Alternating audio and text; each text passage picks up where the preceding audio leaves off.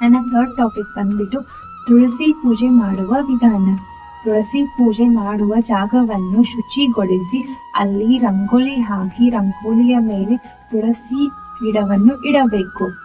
ಇಟ್ಟು ತುಳಸಿಗೆ blouse piece ಅಥವಾ ಸೀರೆಯಿಂದ ಅಲಂಕರಿಸಿ ಅರಿಶಿನ, ಕುಂಕುಮ, ಮಾಂಗಲ್ಯ, ಹೂವು, ಬಳೆಗಳನ್ನು ಹಾಕಿ ಅವಳ ಪೂಜೆಯನ್ನು ಮಾಡಬೇಕು.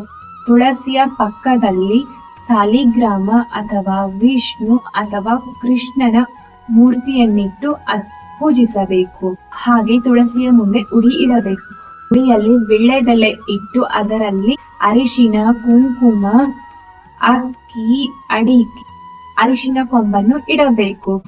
ಹಾಗೆ ತುಳಸಿಗೆ ಪ್ರಿಯವಾದ ಬೆಟ್ಟದ ನೆಲ್ಲಿಕಾಯಿ ಇಟ್ಟು ಅವಳನ್ನು ಪೂಜಿಸಬೇಕು. ನೈವೇದ್ಯಕ್ಕಾಗಿ ಇಡುವ ಪದಾರ್ಥಗಳು ಮೊಸರವಲಕ್ಕಿ, ಕಡಲೆಕಾಳು ಉಸುಳಿ ಹಾಗೂ ಚುರುಮುರಿ ಹಾಗೂ ಯಾವುದಾದರೂ ಸಿಹಿ ತಿಂಡಿ ಹಾಗೂ ಮಾಡಿದ ಅಡಿಗೆಯನ್ನು ತುಳಸಿಯ ಮುಂದೆ ಇಟ್ಟು ನೈವೇದ್ಯ ಅರ್ಪಿಸಿ ಪೂಜೆಯನ್ನು ಮಾಡಬಹುದು. ಇಲ್ಲಿಗೆ ನನ್ನ ಥರ್ಡ್ ಟಾಪಿಕ್ ತುಳಸಿ ಪೂಜೆ ಮಾಡುವ ವಿಧಾನ ಮುಕ್ತಾಯವಾಗುತ್ತದೆ.